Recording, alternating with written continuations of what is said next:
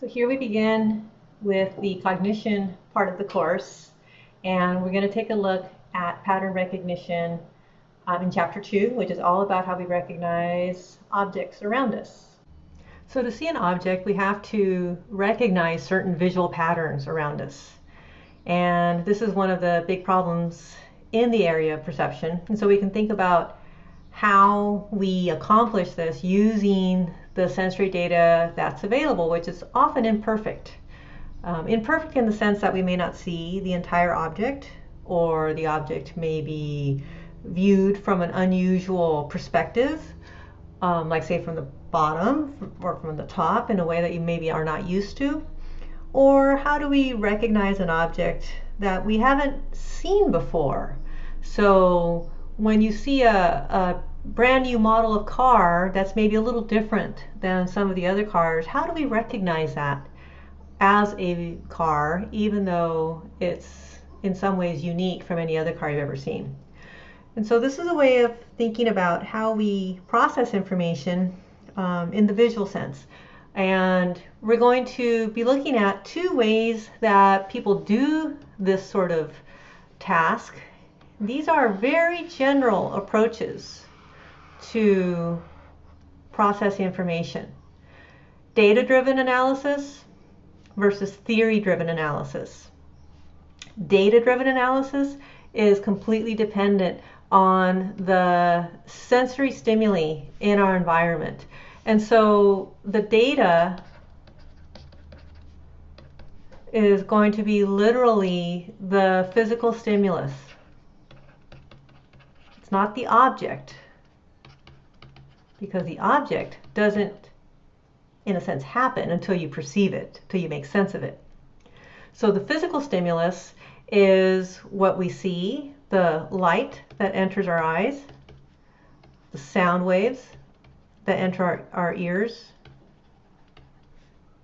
tactile sensations on our skin, and so on.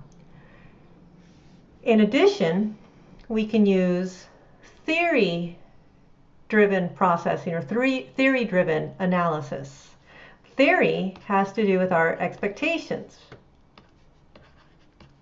And these are all things that we've looked at already in perception quite a bit, right? So our expectations based on our recent experiences and our memory of those recent experiences.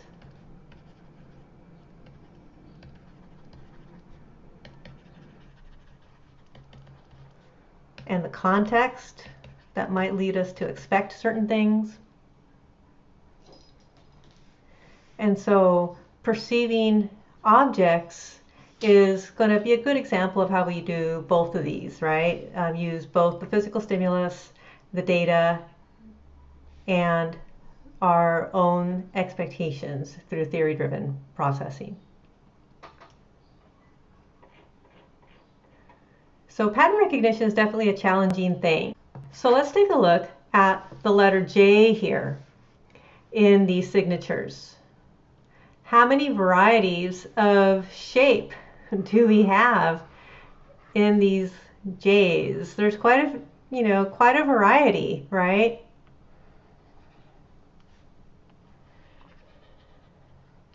So 4 different shapes that are all recognized as the letter J. So how do we do it, right? So the data is literally the shape made here, the dark lines on the page.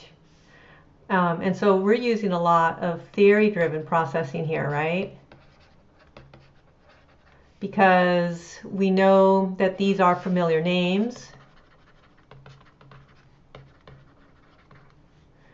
So there's a lot of help from that, but yet we still need to use this data to be able to do that, because when we first saw these, there was no context. I didn't say we're gonna see some historical signatures or anything like that. There was no context. We haven't been talking about these individuals, and so there was actually a very heavy reliance on the data in this example. And we're gonna look at some different explanations for how we can make that happen. So your textbook states that our long-term memory contains descriptions of many kinds of patterns. And so when we see or hear a pattern, we form a description of it and compare that description against the description stored in our long-term memory. We can recognize a pattern if its description closely matches one of the descriptions stored in long-term memory. Makes sense, but oh my gosh, is that vague, right? So here's a crazy looking bicycle. Or is it a bicycle? So we can see here that the individual who is using this mechanical device, right? We can see that, oh my gosh, maybe here their hands. Looks like they are using their arms to propel it forward. It has wheels. And if we look back here, it looks like there are even gears and so on. Yeah, has a lot of the components of a bicycle, right? But it's probably unlike any bicycle that you've ever seen before. And so if we look at this explanation, we can see that, oh my gosh, you know, that explanation is so good in some ways, but it is so vague, and it doesn't really address how exactly we're able to do this.